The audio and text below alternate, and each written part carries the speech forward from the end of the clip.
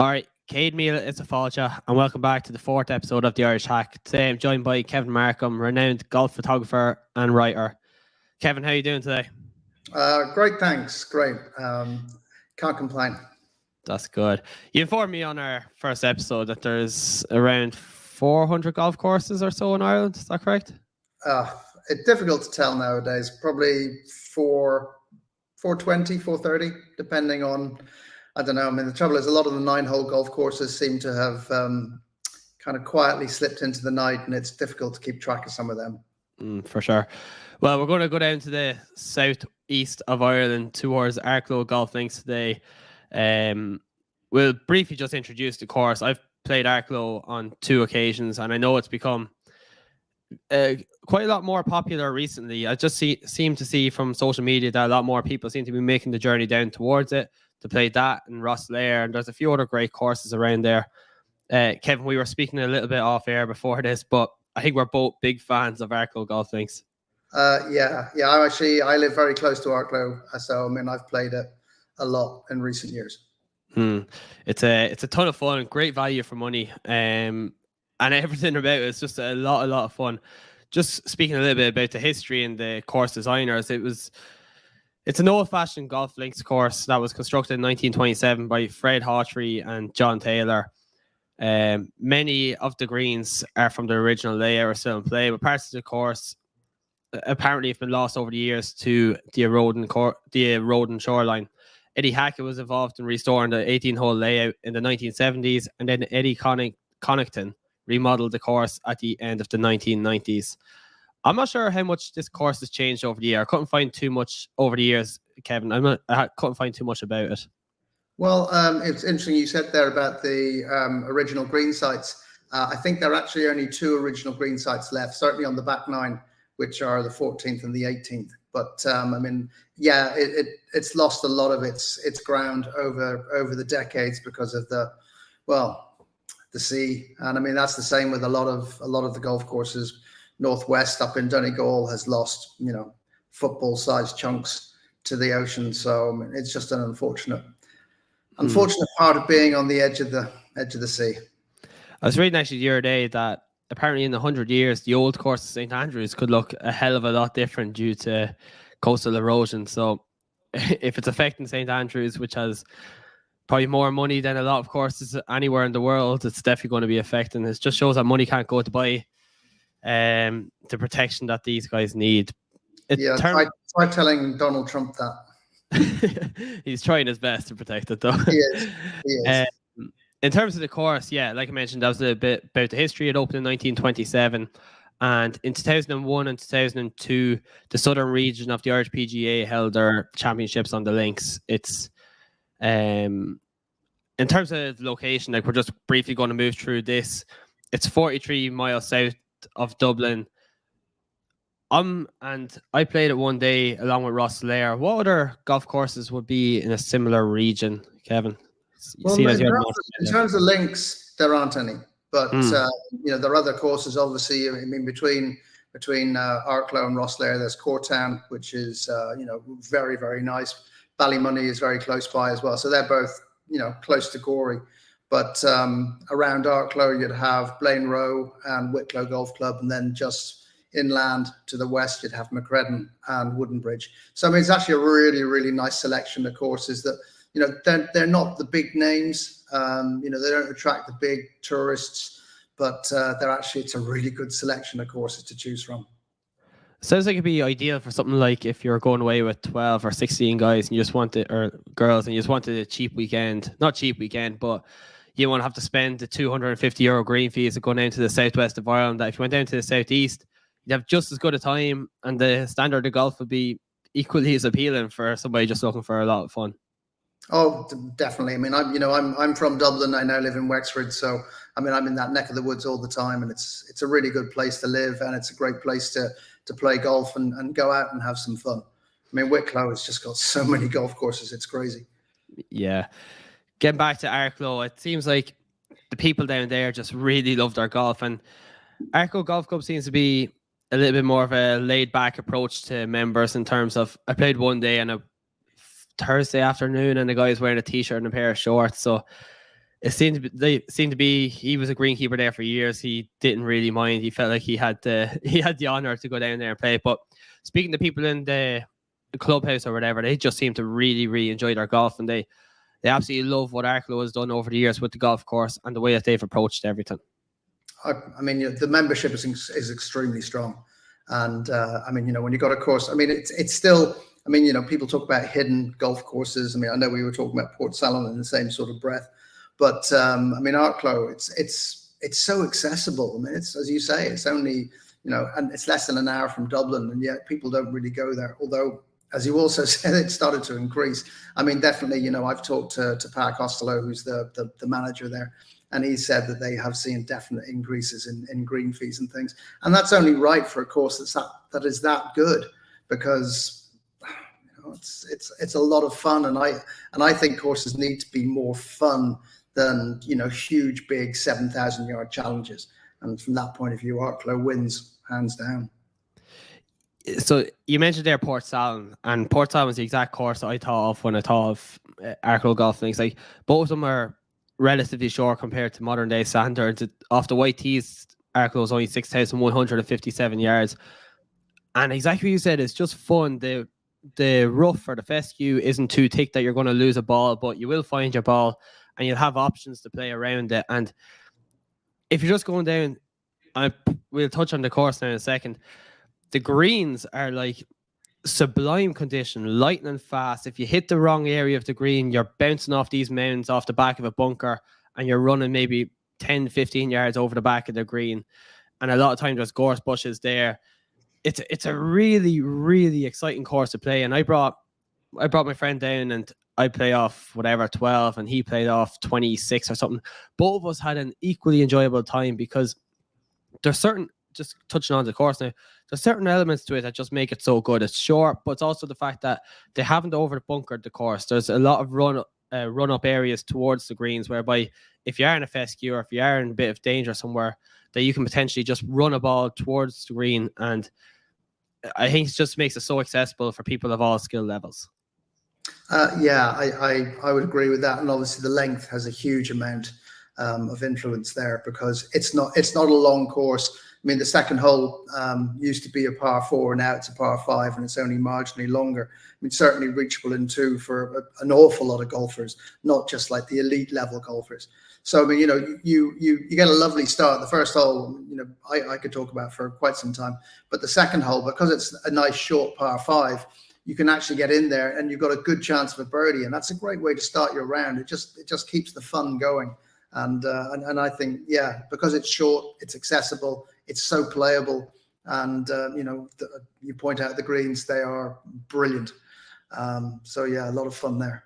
Yeah, well, before we go on to the course, we'll just briefly touch on kind of the whole experience and the allure of Arklow golf links. So the entrance is standard enough. It's a stone entrance, and then you drive up and you see this clubhouse up to your right hand side, the course down to your left, hand side, and the Irish Sea is off in the distance. And you get up to the clubhouse, to the pro shop, and you look over the entire place, and you begin to wonder. It doesn't, me personally, I didn't think it looked that intimidating when you're standing up in the clubhouse having a bit of food or whatever before your round, because there didn't seem like that many dunes.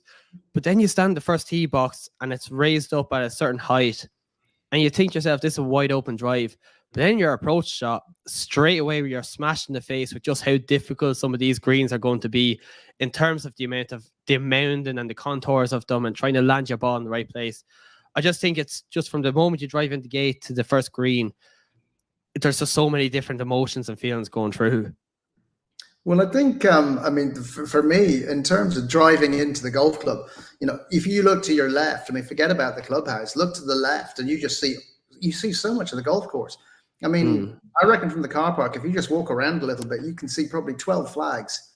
So you can get a really, really good flavor of what the course looks like. Now, as you say, when you actually get onto the golf course, it's a lot more, the undulations are a lot more subtle than you might think, because when you start looking around from the clubhouse or from the car park, you think, oh, there's not much here. It's not particularly big. It looks flat. And of course, it's not at all. It's a links golf course that is anything but flat. There's beautiful sort of ripples to fairways. lovely shaping around the greens and the defenses. So I mean, it's from that point of view, it's a gorgeous experience, and you really get such a taste of it from the start. You know, from the car park. I just love the fact that you can see all those flags and greens. I completely agree. And then also we'd be ridiculous not to mention the price point here. The fact that it is so accessible and affordable for people of all standards. And maybe you're going there similar to Portstall and you've like reduced expectations. But from the moment you drive in and you overlook the entire golf course, you're just blown away by the place, and you feel very lucky that you're there and just dwelling in the moment. Yeah, it's a great place to start off. And the golf course itself doesn't let you down, especially the front nine, which we'll touch on now. Kevin, a lot of people mentioned that fact that the front nine's a lot stronger than the back nine. Would you agree with that sentiment from people? I think yes, I agree with it. There are certain elements of people complaining about the back nines or their arguments that the back nine is not as good, which I struggle with certain elements of that when they start talking about the fact that it's parkland. The back nine is parkland. There are probably 2 holes and certainly 1 hole that is very much a parkland hole, but it's kind of inevitable because of the land that they actually have. I mean, it essentially sits on a lower plane, and then there are steep embankments that go up to agricultural land above it. So there's no more space that the golf course can expand into. And it's pushed right up to these embankments, these steep, small hillsides that go up to the agricultural land, and all the water comes off and brings a lot of the earth down with it. So I know I'm getting ahead of myself here, but people always talk about this being a parkland back nine, and I mean, you've probably got 15 really, really genuine good links holes, and then 1 that's sort of a combination of 2, and then the final 2 are, well, yeah, sure, they're probably parkland-ish, but you know, I think it's a harsh judgment on a course that promises so much fun from the start. But the thing is, this course is like, it's on a very small area of land. This could have easily had 7 or 8 parkland feeling holes. But it's just the fact that the front nine especially is so well routed throughout the entire course that it weaves back and forward, and it makes such good use of the space that's available. I think people just love comparing it to the front nine and thinking they just forget about the fact that the front nine is just so good that maybe that's what makes the back nine a little less impressive. But that's all. I mean, that's inevitable. I mean, I guess in a way, because so many courses, you know, they either start very weakly. I mean, think of Westport. The first 6 courses at Westport are instantly forgettable. You look at somewhere as impressive as Port Stewart, the last 3 holes are pretty poor when you consider that it's touted as having the best front nine in Ireland.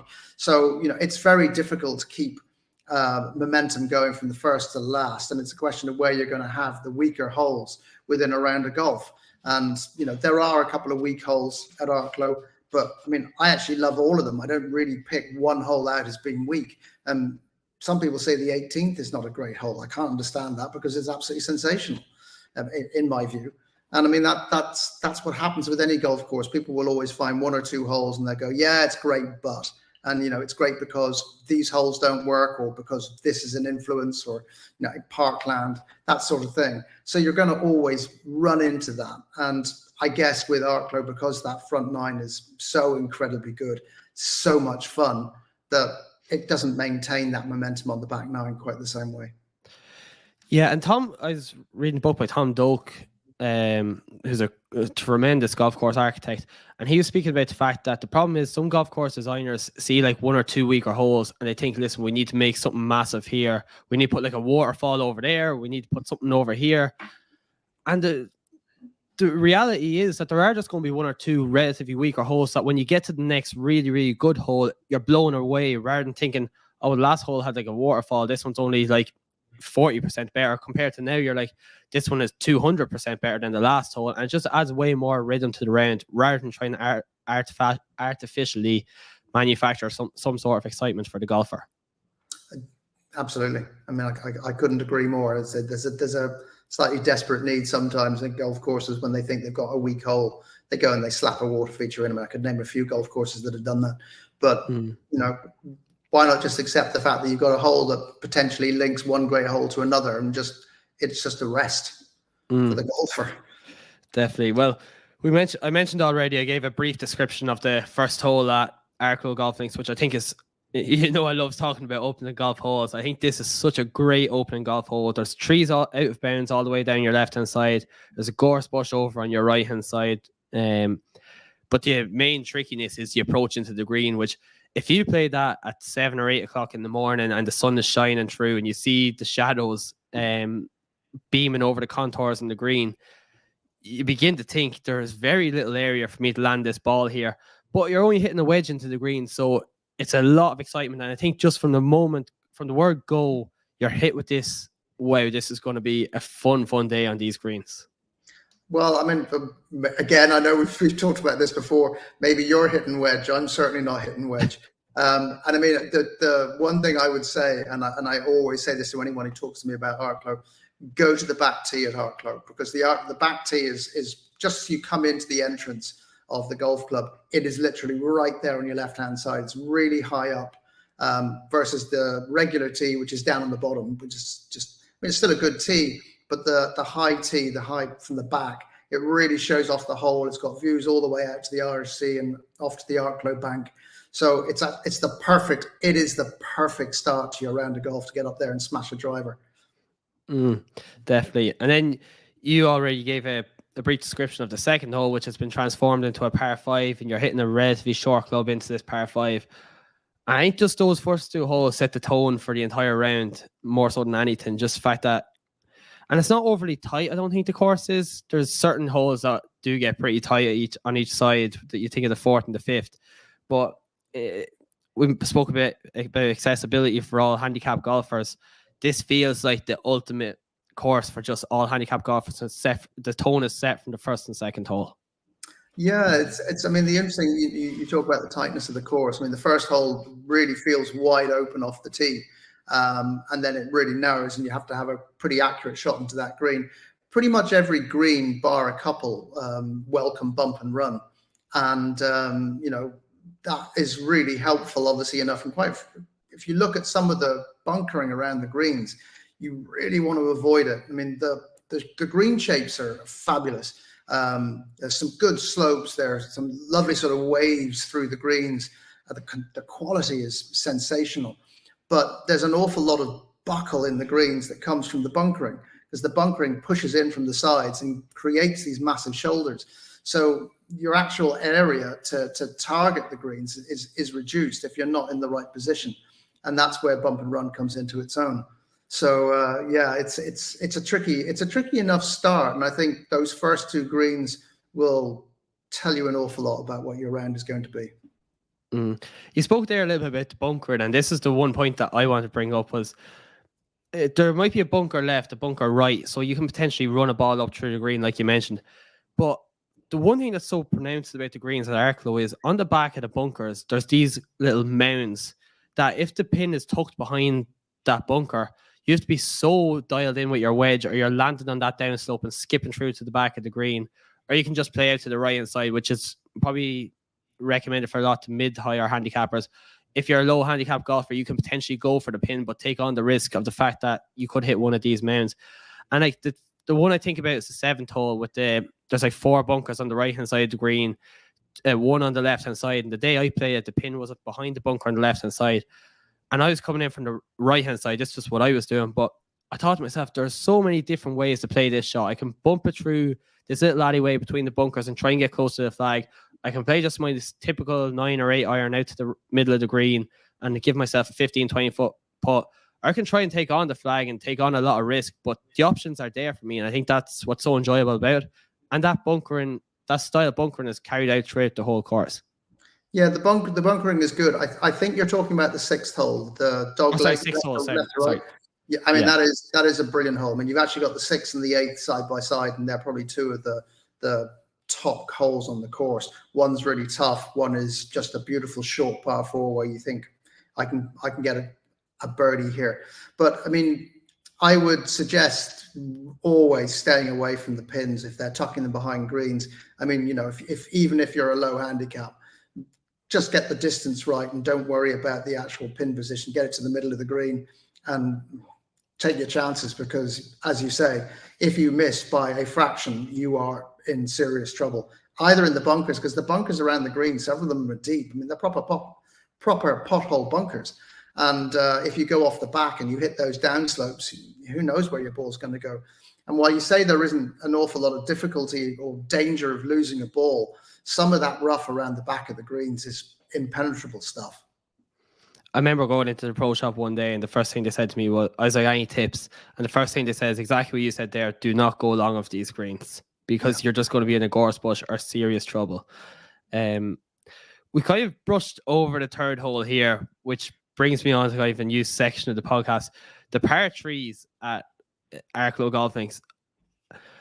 I'd honestly rate them as some of the best par threes on a links course that I've played. I think just in terms of their visually appealing aesthetics, difficulty, they're very, very, like some of them are very, very tough, but they range a lot. Like there's 179 yards. The seventh is only 127 yards, 147 and 167 yards.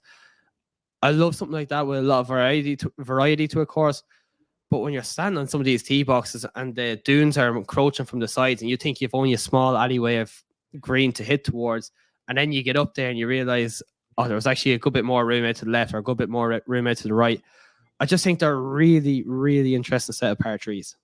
Well, the third certainly stands out. I mean, the third is a beautiful par three. It's. I mean, I can't and I won't compare it to the Dell, but there is an element where you have two shoulders of dunes coming in from the left and the right. So only a portion of the green is visible.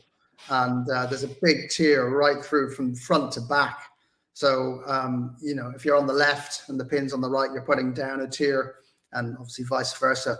And it's a beautiful hole that requires a really smart shot. The interesting thing about the par threes is you've got 5 par threes, and pretty much all of them, apart from the 7th, are playing into the wind. So, I mean, I would love to have seen one of those playing with the wind behind, because I know a lot of people go, oh yeah, it's really nice to have the wind behind. On a par 3 on a links, it's actually not necessarily the best thing that you want, because trying to stop the ball in the green with the wind pushing it, it's really, really tricky. Whereas if you're playing into the wind, it actually benefits you because the ball will stop so much more quickly. And on the greens at Arklow, that's exactly what you want. The third hole, the 179 yards, reminded me a little bit of I think it's the 4th at Waterville, 5th at Waterville, the par 3, one of the first par 3s, where the dune's encroaching from the right-hand side, and you've only a small sliver of the green to look at, and you're actually faced directly towards a bunker. And there's a good runoff area to the right-hand side, which you don't see. And it's kind of similar to the one that you see here at Arklow. Big runoff to the right-hand side, but you don't feel like you have that much space to hit towards. So I thought that was I love that par 3 so much. Interesting. It actually would be interesting based on what you're saying, because of Eddie Hackett's influence. Did he have, because obviously he did a lot with Waterville. I don't know how much he did with Waterville in terms of that hole. Or at Arklow, it'd be intriguing to see if he actually turned around and went, hey, I can do that here like I did there. Yeah, it's a lot of excitement. And then just while we're touching on the par 3s, I've mentioned the 7th, which you mentioned there. It's downwind, 127 yards off the white tees, and the green feels like it's a little bit below the tee box, just a sliver, and you think to yourself, I can get aggressive here. I heard somebody criticize this hole before, but I personally I'm a major fan of it. It's the shortest par 3 in the course, but it's equally as challenging as any of the other par 3s, in my opinion, because it's just the element of deception is there. I'd be interested to know what the complaint about the hole was, because it's got basically a small stream, which is there's rarely any water in it. In front of the hole, which has got a steep bank up to the green. So anything short that hits that bank comes back into this ditch. And in a way, I kind of feel that's a little unfair. It's there presumably to help with drainage, but I'd love to see it taken away and maybe just one bunker put in. That is a really tricky bunker, because if you're short, you deserve to be penalised. And I guess one of the things that I like about it so much is the shelf. It tilts from the right down to the left. So if you're playing in and you put it up on the top right side and the pin's down the bottom left, you are probably going to end up putting off the green because the green speeds can be quite severe, certainly during the summer. I like that because you can see that from the tee. And a lot of approach shots to greens where they have those slopes, you don't necessarily see it, but it's intimidating. And it's only a wedge or a 9-iron or something, so you shouldn't have any trouble with it. But that slope just makes it so much more complicated. So much more complicated. We've just in between the kind of the third hole and the seventh hole, there's the fourth hole, which is known as the road hole, and the fifth hole, which is known as humps and hollows. Both of these holes have the road running alongside the right hand side with the Irish Sea on the right hand side, and out of bounds, obviously. A pedestrian walkway as well is there. But then the fairway is like well protected by bunkers both fairways are protected by bunkers down the left hand side of the hole. And I was listening to a podcast by Sandy Lyle earlier, and he was on about what makes a golf course so great. And it's the element of fear. By God, on these two holes, when I stood in the tee, I felt the element of fear with the pedestrians out on the right hand side. But I didn't want to just bail out left, because then you're stuck in the bunker, the little pop bunkers, and you're struggling to get to the green. Two excellent holes, and I think one of them is an index 3. Yeah, one of them is an index 3 as well. The fifth would be something like that. Fifth is index 3. The fourth is the shortest par 4 on the course. It's a lovely short hole, and I might be wrong. It might be the second shortest, but it's certainly the first or the second shortest. And with the road coming down the right, which goes into the quarry, it's a very, very scary drive. And then is this the fourth hole? Yeah. And then the approach shot is equally as intimidating, because there's a massive runoff area to the right hand side of the green. There's a bunker to the left hand side, and it's a narrow enough green as well, from what I remember. To be honest, most of them are. So it's really, really tricky. It's a tough shot, but I mean, you're talking about the runoff to the right. If you look at the fifth hole is the green is about 2 paces from the out of bounds on the right hand side. I mean, I remember one day I was actually down there, and I thought, I'm going to pace this. I mean, it's pretty obvious. It's 2 yards or something. But so anything right by even a fraction, you're in the gorse, or you're over the out of bounds fence, and it's just that's the terrifying shot. That to me is probably the toughest shot of the day, trying to get into that green. Well, I feel like we have to speak about nearly every hole on the front line, because they're all so unique. Because I don't feel like I can brush over the sixth hole either, which you mentioned is one of your favorite holes on the course, if not the favorite. It's a dog leg to the right hand side. It's called out of sight, which is exactly what it says in the tin. You've no idea. Well, you have a general idea where the hole is, but you're not sure if you're driving line. Par 4, 387 yards off the white tees, index 4. And then the green is really, really tricky here. I alluded to it earlier already. With if the pin is especially on the left-hand side, it's well protected. 4 bunkers on the right-hand side of the green, 1 to the left. I think this could be my favorite hole on the course.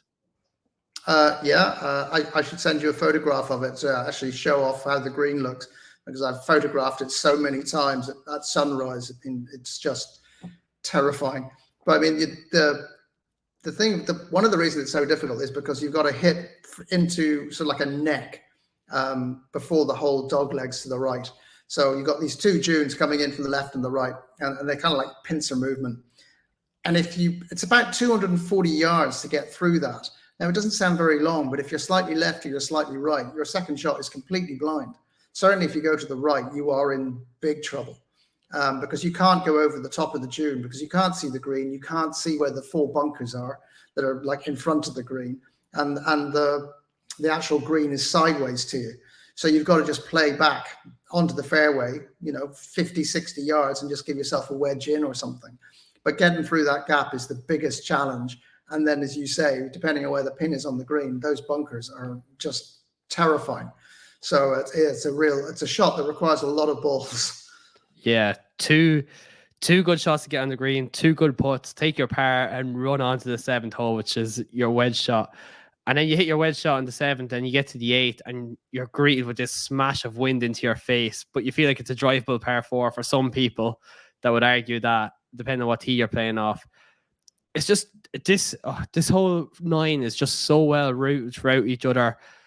And it gives you opportunities, and then it'll smash you in the face with the wind, and then it'll give you another opportunity, and you just feel like you're coming and going with the course. And I just think the 8th hole is just such a a good indicator of what the course actually is? Well, I think that I don't know. I mean, I'd love to ask Pa what the signature hole is, because to me it's the 6th or the 8th. You've got one which is the big tough hole, and then you've got the 8th, which is the beauty. It's like the charmer. It's a short par 4. Again, you're on a high tee, so you see pretty much all of the hole. I mean, I actually did some filming up there this year, and I kind of say that you can see all of the hole from the tee, but you can't, because there's this little hollow short of the green, and it just fools the eye, that little bit. And I think a lot of people will end up playing short because there's this kind of dead ground. It's about 15-20 yards deep, and if you hit a really, really good drive, it just looks like it's an easy wedge, but it probably isn't. It's probably more difficult than you think, and as you say, the wind is typically into your face on that hole, so it's really tough. But it just looks so perfect from the tee box. I mean, you'd hit a driver on there all day long. For sure. Moving on towards the back nine now, Kevin. There's I don't have too many comments on some of the first few holes in the back nine. So I don't think they're great holes. I think they're good holes, especially the par 3. Is it the 11th? 11th. I think it's a fun par 3 to play. More so, I describe it as kind of a heathland hole. Just feels like it's tough. It's a tough par 3, runoff area to the right. Just in the general setting of it, it just feels like it's kind of more of a heathland hole than a links hole, which is no complaint whatsoever. Is this the one at the end of the course over water, or the one in the dunes? Oh, I'm on about the one. Oh, sorry, I'm on about the one over the dunes, the 13th.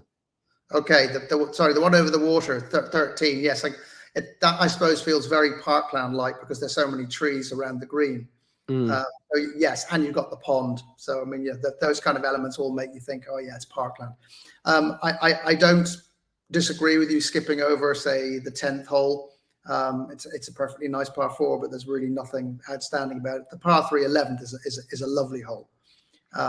Again, those huge bunkers pressing in. In fact, it's probably the most, I mean, from standing on the tee and playing it, it's probably the most picturesque of the par 3s, because you can see so much of it, and you see what the bunkers are doing to the green, and you know full well that if you miss the green, you're in trouble.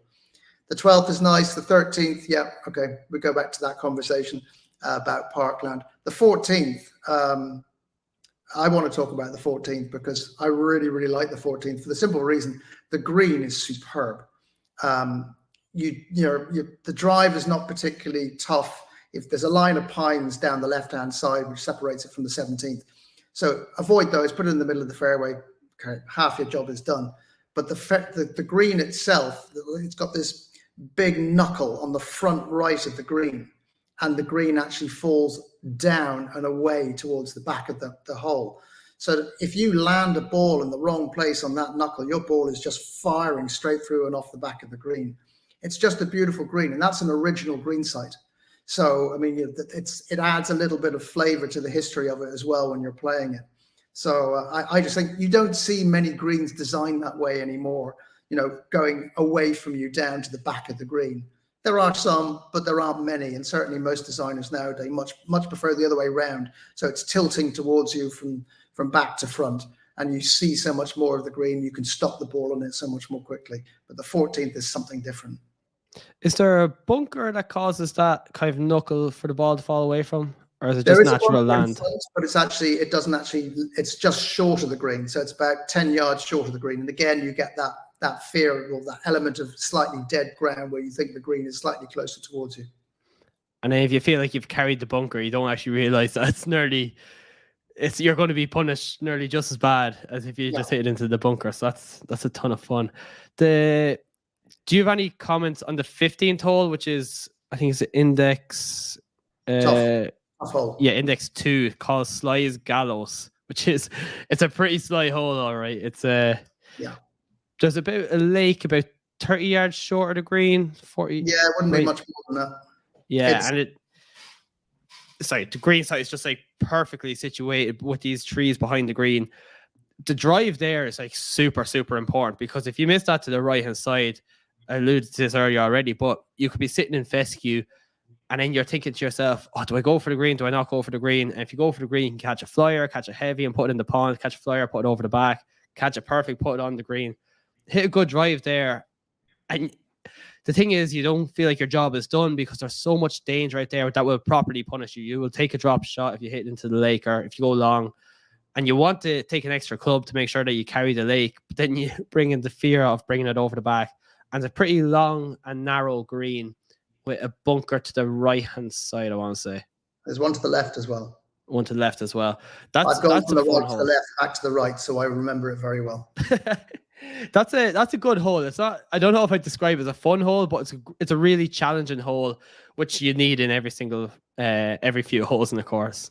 I know it certainly is a tough hole, and as you say, you need to get up onto that sort of gentle ridge with your drive. And I mean, that is perfect links golf, that if you go offline, you are punished because not only are you in the rough, it also makes accessing the greens so much more difficult because the angles are all wrong. And that's where, the really nice green structure and the position of the bunkers make that, a really, really high reward factor. If you're in the middle of the fairway, it really opens things up for you. And, I say you don't chase flags, you don't, but you still have the right line straight into the green, and that makes all the difference. And I know we've talked briefly about the greens and we've waxed lyrical about them, but you will three putt on, if you go to Arklow, you will three putt because the greens are slick and there are some serious slopes on some of them. I mean, I putted on them and it wasn't even summer, and the ball got to the hole and it was practically stopped. And then it just kept going and it was practically stopped for about the next 15 feet. So the ball can just move that way and it becomes really, really tricky. So yes, I mean, the greens for me are probably the highlight of the golf course, which is unfair on the rest of the golf course because some of the holes are just so good in their own right. And then I guess we go on to 16, which is the sort of the bit of sticks out like a sore thumb. Well, yeah, some people would describe the 16th as the signature hole on the back nine, which I've seen described as earlier on. But are you not a fan of the 16th? Oh no, it's not that I'm not a fan of it. I mean, I actually quite like it, but I wouldn't say it was a signature hole because it is the parkland hole. When everyone talks about the complaints about the fact that the back nine is too parkland-like, there's really one hole, and it's the 16th, which stands out. I mean, in terms of playing it, it's actually a really fun hole to play. It's a big dog leg to the right. You've got a high tee. You're playing down to a fairway that runs to a stream. And then at the stream, it suddenly shoots right and slightly uphill to a green that is parkland perfection, quite frankly. But it's parkland. And the green is well up high. And you've got the stream runs all the way up the side of it, the right-hand side. It's, you can reach in too. But it's not worth the risk unless you know the hole like the back of your hand. Does the fairway slopes from right to left towards the stream? Is that correct?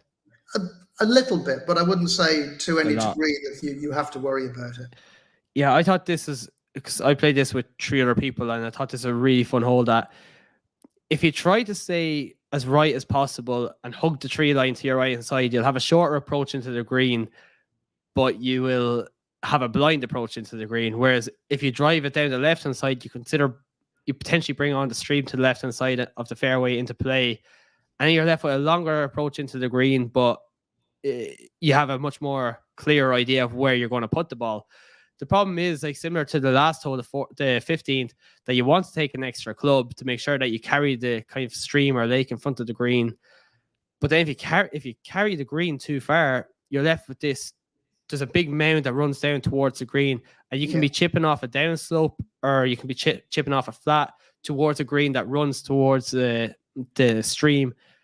There's just so many variables in this hole, so many different ways to play it. You can play it the safe way, the tough way, and even if you play it the tough way and you execute it, you're still not guaranteed to make your par because you could be just over the back and chip it to make a really bad chip. There's so many things, and probably my favorite hole to play in the back nine. I mean, did you go for the green in 2? Yeah. Oh wow. I would never be able to hit my drive far enough to be in a position to do that, because I mean, you know, the trees block the right-hand side so much. I mean, you talk about hugging the right-hand side. If you do that, I mean, trying to get over those trees, you've got to get the ball up so quickly, and you've still got probably 200 yards to get to the green. I mean, for me, it's just, you know, you hit a big drive, a decent drive, say 240 yards. You're then hitting probably 100-yard shot to get into the corner where the stream bends around and goes up to the green. You want to be hitting that. And I mean, maybe there's a slight element of that's not rewarding, just hitting the second shot 100 yards to put yourself in position. But, you know, then you have a wedge into the green, and it's a much more easy shot to control. A very enjoyable shot to control as well, because it's a lot of excitement. You can't leak it out to the right, can't leak it out to the left, but you have a chance of making birdie if you're flying 90 yards into the green. Now, disclaimer, the day I did play, I was playing in a two-man team event, so my partner was in play already, so I said I'd give it a smack over the back of the green. And that's when I realized how tough the chip is from the back of the green running towards the water. 17, I saw it reading forums or blogs earlier. I saw 17 get a little bit of criticism earlier because there's trees out to the right-hand side. It's not an overly long or difficult hole for a lot of people, they'd argue. And there's a bunker on the left-hand side. It kind of forces you to draw the ball if you're hitting a tree wood. I think the 17th is a really, really good hole, just in terms of fun, not in terms of architecture or anything or design, just a fun hole to play. Intriguing, because it's index 1. I mean, it's a very, very tough hole. I mean, as you say, you've got the trees on the right, and I mentioned earlier, they're the ones that divide the 14th and the 17th fairways. You've got the bunker on the left. You've also got the stream that's on the left of the 16th, divides 16 and 17. You have got room, but you've got to hit a really good drive to be able to play into that second, into the green, because your second shot has got quite a lot of carry, because the stream carries on down the left-hand side and then comes across in front of the green. Now, it's probably 15, 20 yards from the front of the green, but it means you can't play like a bump and run type shot from 170 yards. I mean, not that you would, but a lot of shots will get caught by that if you just catch them a little bit thick. And it's the second shot really that you have to draw. The first is okay, but the second shot, the green is just into the left. And again, it's another really well-shaped green. And if you're not close to the pin, you know, you've got a big job reading the green to get close. Yeah, I think it's just exciting how like the 15th is kind of that tough shot that you have to execute 2 really good shots to make your par. The 16 gives you an opportunity to potentially make birdie if you wedge it on, and then the 17 just smashed in the face again. And then you mentioned the 18th, which you absolutely adore, the par 5. It's known as the sconce, which is 535 yards off the white, and it's an index 11. Big fan of this hole, Kevin. Yeah, I mean, it's pretty straight. I mean, I think, again, it's the use of the land, because when you stand on the tee, you can see the green and you can see the flag and you can see that it's raised up a little bit, but the fairway basically just sort of rolls. So, I mean, you know, you got a couple of rolls, and behind one of those rolls are 2 bunkers on the left-hand side that you can't see. So you hit a good drive and you think, okay, it's not a question of whether you can go for the green. 535 is a pretty generous distance. If you can get that far into, well done. But most people will just go, okay, I'm just going to punch a 5-iron down, put myself in position. But if you don't know the bunkers are there on the left, then you're in real trouble. Now, if you go to the right, which is the obvious safe passage, you're then playing into a green, which is even more up on the ledge than it would be if you were coming in from the left. And that is a very, very tricky shot, because of the way the green is shaped and the banks around the front of the green. Again, anything short and you're just straight down, and you've got a sort of a 6-8 foot shot back up, straight up over your head pretty much to get back onto the green. I have absolutely nothing further to add there. I think you've described it absolutely perfectly, and I've been in agreement. I think it's a really fun hole. It's a lot of different ways to play it. You can play up the left-hand side, which is probably preferable, but you bring on the bunkers and play, which I didn't realize the first time that I played. Yeah, I think that's a perfect description. Kevin, listen, I think we've touched pretty much on everything. I ask you this at the end of every podcast. Any closing remarks about Arklow Golf Links? Play it. I love it. I think it's a really, really fun course. But the 5 par 3s, you've got 2 par 5s, 5 par 3s, and 3 par 5s, isn't it? and it's just a lot of fun. I mean, I defy you to go there and not enjoy it, because it's a really entertaining day out with superb greens that, you know, I mean, I love them. I'd sleep on them if I could. Compared to our last episode, which cost an arm and a leg, this one will not break the bank. And it is well worth the journey down to go down and play. And excellent food in the clubhouse as well. And a really, really good atmosphere there as well. And everybody's super friendly in the pro shop and everything. Definitely. Kevin, listen, thanks again. Thanks once more for jumping on here. You can find Kevin on Twitter at Kevin Markham, writing for the Irish Examiner and the Irish Golfer. And also be sure to check out his fantastic golf photos at kevinmarkhamphotography.com. You can also find myself on all social media handles at The Plug Lie. Gur Míle Maith agat, and Kevin, I'll chat to you again next week. Good man.